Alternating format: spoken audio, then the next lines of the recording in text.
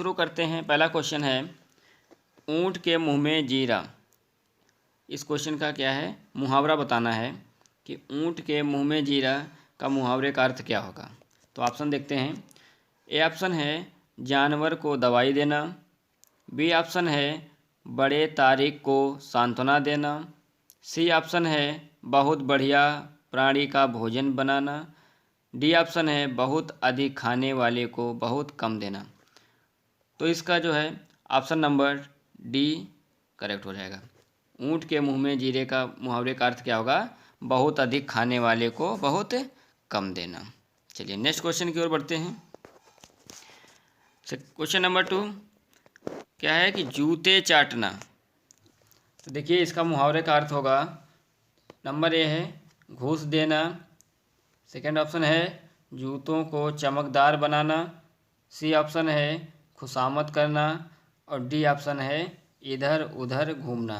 तो जूते चाटना का अर्थ क्या हो जाएगा, खुशामद करना। क्या हो जाएगा, ऑप्शन नंबर सी सही हो जाएगा। चलिए नेक्स्ट क्वेश्चन की ओर बढ़ते हैं। क्वेश्चन नंबर 3 है, देखते हैं। लिखा है काली घटा का घमंड घटा उपयुक्त पंक्ति में कौन सा अलंकार है। देखिए इसमें अलंकार बताना है कि कौन सा अलंकार है।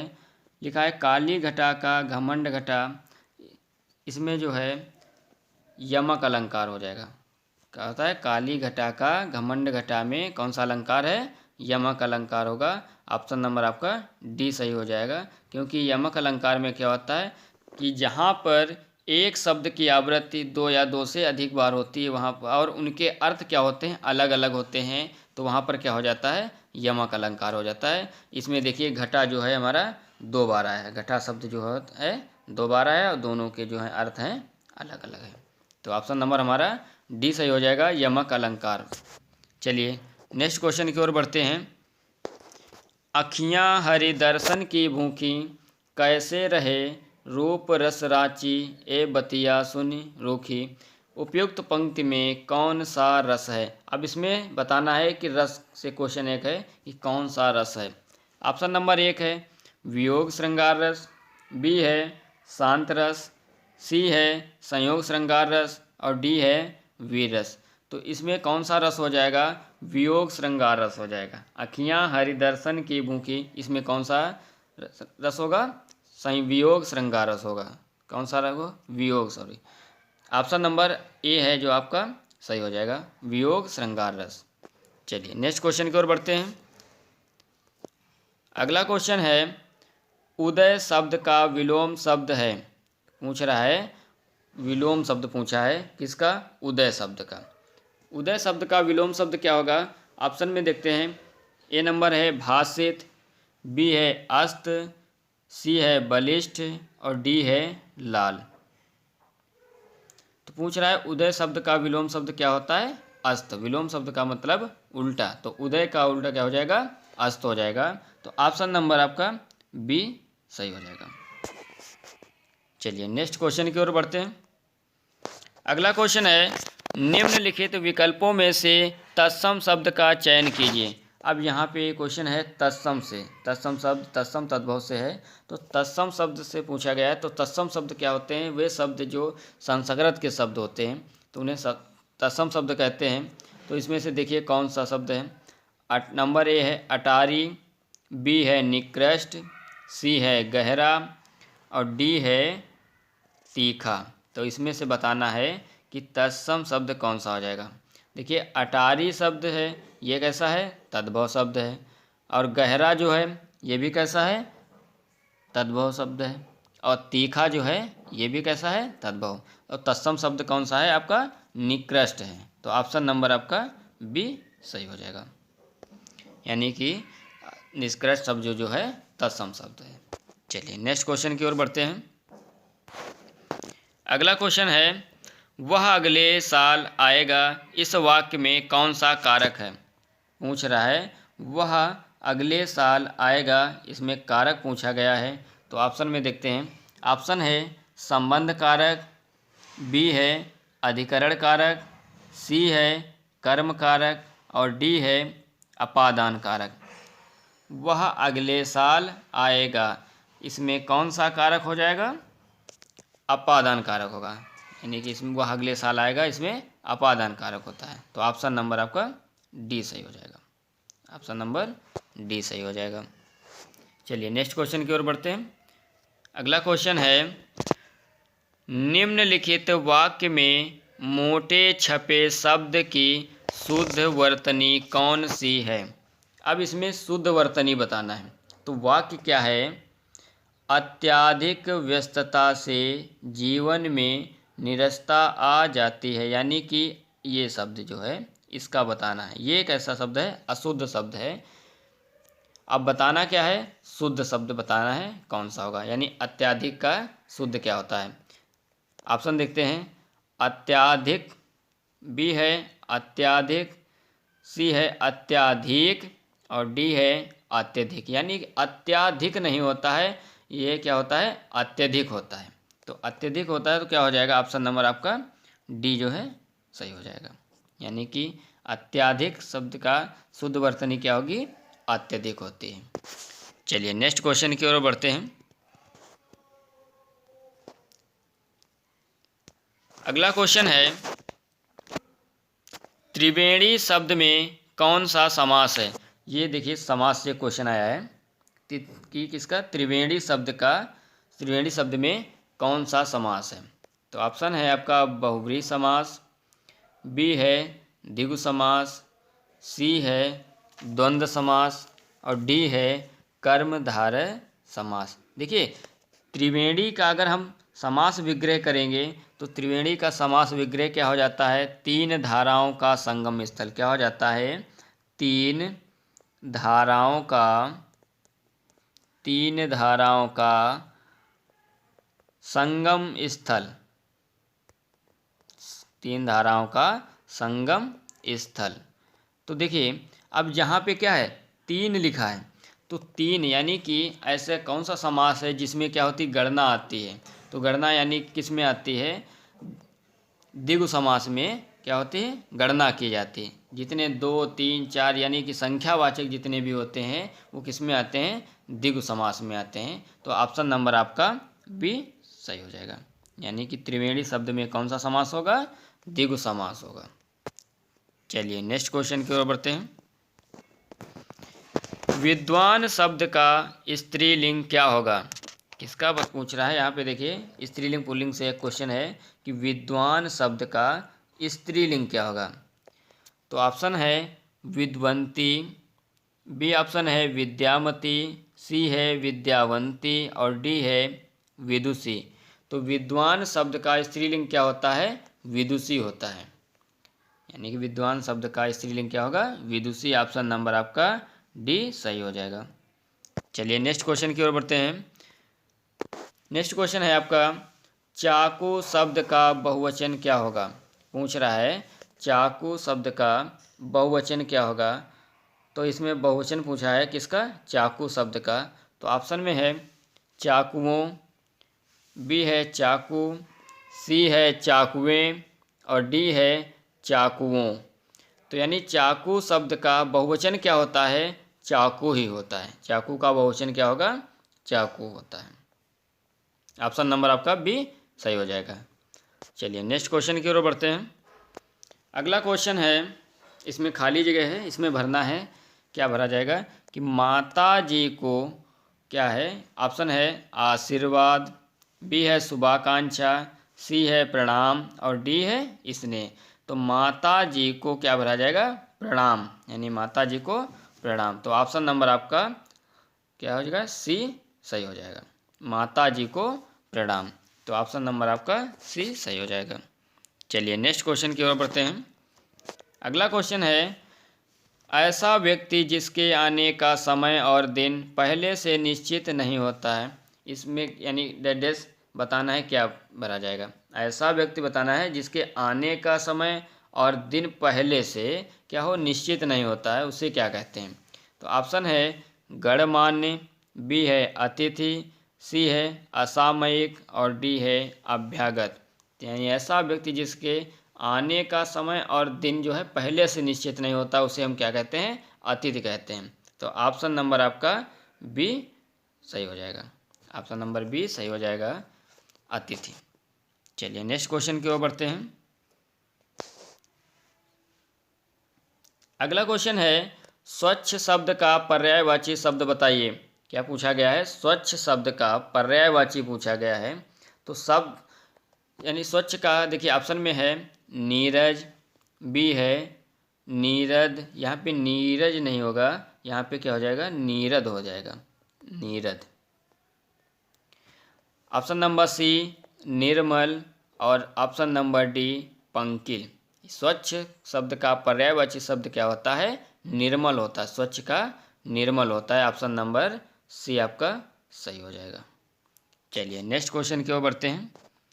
अगला क्वेश्चन है, किसी की सहायता करने वाला वाक्य के लिए एक शब्द चुनिए। पूछा गया है कि किसी की सहायता करने वाला वाक्य के लिए, तो किसी की सहायता करने वाले को क्या कहते हैं? ऑप्शन है सहृदय, बी है सहचर और सी है सहकार और डी है सहायक। यानी कि किसी की सहायता करने वाले के लिए एक वाक्य क्या होगा? सहायक, यानी कि क्या कहलाता है? सहायक। तो ऑप्शन नंबर आपका डी सही हो जाएगा। किसी की सहायता करने वाला क्या कहलाता है? सहायक कहलाता है। चलिए नेक्स्ट क्वेश्चन की ओर बढ़ते हैं। अगला क्वेश्चन है, भला चाहने वाला के लिए एक शब्द है। देखिए इसमें भी एक वही क्वेश्चन आया है कि एक शब्द के लिए पूछा गया है। वो किसका पूछा गया है? भला चाहने वाला। तो भला चाहने वाले को क्या कहते हैं? ऑप्शन है सहायक, बी है निस्वार्थ, सी है हितैषी और डी है पुण्यात्मा। क्या हो जाएगा? यानी भला चाहने वाले के लिए एक शब्द क्या हो जाएगा? हितैषी कहलाता है। क्या कहलाता है? हितैषी। हितैषी नहीं, हितैषी हो जाएगा। ऑप्शन नंबर आपका सी सही हो जाएगा। भला चाहने वाले को क्या कहते हैं? हितैषी कहते हैं। चलिए नेक्स्ट क्वेश्चन की ओर बढ़ते हैं। अगला क्वेश्चन है, नील गाय में कौन सा समास है? क्या है? नील गाय में कौन सा समास है? तो यार देखिए समास से एक क्वेश्चन फिर आया है कि नील गाय में कौन सा समास है। तो नील गाय आप ऑप्शन है तत्पुरुष और बी है कर्मधारय, सी है अव्ययभाव समास और डी है द्वंद्व समास। तो नील गाय का अगर हम विग्रह करेंगे तो क्या हो जाएगा? नीली है, इसका विग्रह क्या होगा? नीली है गाय, नीली है गाय जो, नीली है गाय जो। तो इसमें कौन सा, नील गाय में कौन सा समास हो जाएगा? कर्मधारय समास होता है। तो ऑप्शन नंबर बी आपका सही हो जाएगा। चलिए नेक्स्ट क्वेश्चन की ओर बढ़ते हैं। अगला क्वेश्चन है, पुष्ट शब्द का विलोम है। अगला क्वेश्चन है, पुष्ट शब्द का विलोम है, यानी पुष्ट शब्द का विलोम शब्द बताना है, क्या होता है? तो ऑप्शन है छीड़, ऑप्शन बी है दुष्ट, सी है पुरस्कार और डी है प्रकृति। तो इसमें बताना है कि पुष्ट शब्द का विलोम शब्द बताना है। तो पुष्ट माने क्या होता है कि मोटा या बलवान होता है। क्या होता है? मोटा या बलवान होता है। तो आपको बताना है, इसका विलोम शब्द बताना है। तो पुष्ट का विलोम होता है छेड़ होता है। तो ऑप्शन नंबर ए आपका सही हो जाएगा। पुष्ट शब्द का विलोम क्या होता है? छेड़ होता है। चलिए नेक्स्ट क्वेश्चन की ओर बढ़ते हैं।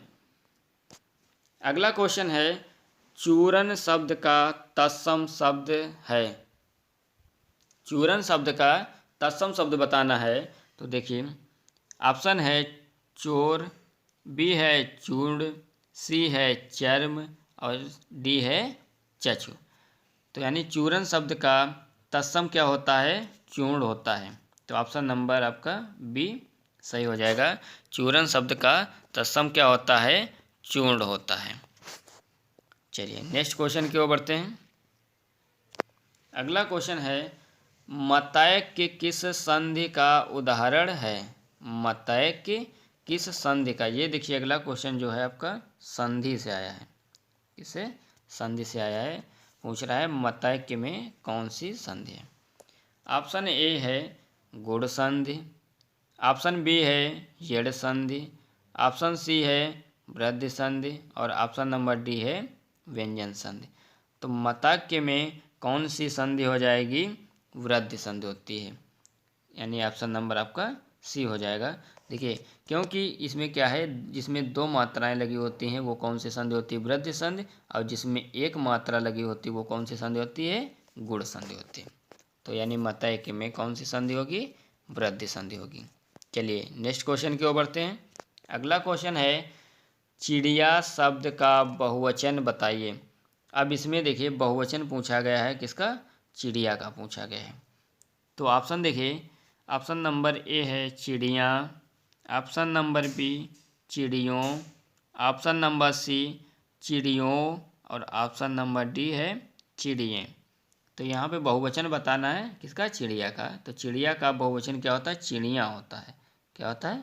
चिड़िया होता है। तो ऑप्शन नंबर आपका ए सही हो जाएगा। चिड़िया शब्द का बहुवचन शब्द क्या होता है? चिड़िया होता है। चलिए नेक्स्ट क्वेश्चन की ओर बढ़ते हैं।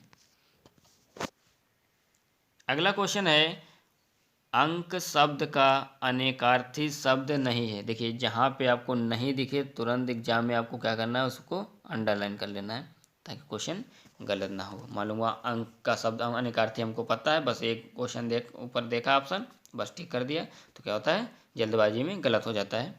तो पूछ रहा है अंक शब्द का अनेकार्थी शब्द नहीं है। इसमें से चार ऑप्शन में से तीन ऑप्शन ऐसे होंगे जो अनेकार्थी होंगे अंक के, और एक ऐसा ऑप्शन होगा जो अंक का अनेकार्थी नहीं होगा। तो देखते हैं कौन सा है। ऑप्शन ए है संख्या, बी है गोद, सी है पृथ्वी और डी है नाटक का एक भाग। तो यानी कि संख्या, गोद और नाटक का एक भाग, ये तीन जो हैं अंक के क्या हैं? अनेकार्थी शब्द हैं। तो इसमें से जो पृथ्वी शब्द है वो अंक का अनेकार्थी शब्द नहीं होता है। तो ऑप्शन नंबर आपका सी सही हो जाएगा कि अंक शब्द का अनेकार्थी शब्द पृथ्वी जो है नहीं होता है। चलिए नेक्स्ट क्वेश्चन की ओर बढ़ते हैं। अगला क्वेश्चन है लिखित का विलोम शब्द क्या है? क्या पूछा है? देखिए विलोम शब्द पूछा गया है, किसका? लिखित का विलोम शब्द पूछा गया है, यानी उल्टा शब्द। तो लिखित का विलोम शब्द क्या होगा? ऑप्शन है मौखिक, बी है निरीक्षण, सी है संचालित और डी है स्वलिखित। लिखित शब्द का विलोम शब्द क्या होगा? क्या होता है? मौखिक होता है। लिखित का विलोम शब्द क्या होता है? मौखिक होता है। तो ऑप्शन नंबर आप क्या हो जाएगा? ए नंबर सही हो जाएगा। लिखित का विलोम शब्द क्या होता है? मौखिक होता है। चलिए नेक्स्ट क्वेश्चन की ओर बढ़ते हैं। अगला क्वेश्चन है गाड़ी वाला शब्द में कौन सा प्रत्यय है? अब यहाँ पे देखिए प्रत्यय पूछा है जो क्या है? शब्द के बाद में लगता है। तो किसका पूछ रहा है? गाड़ी वाले शब्द में कौन सा प्रत्यय है? तो ऑप्शन नंबर ए है डी वाला, ऑप्शन नंबर बी है गाड़ी, ऑप्शन सी है वाला और डी है ला। तो इसमें बताना है कि गाड़ी वाले में कौन सा प्रत्यय है। अभी हमने बताया कि प्रत्यय जो होते हैं कहाँ लगते हैं? हमेशा बाद में लगते हैं, पीछे लगते हैं। तो यानी कि वाला शब्द जो है क्या हो जाएगा? आपका प्रत्यय हो जाएगा। तो ऑप्शन नंबर आपका क्या हो जाएगा? सी सही हो जाएगा। यानी गाड़ी वाला शब्द में कौन सा प्रत्यय है?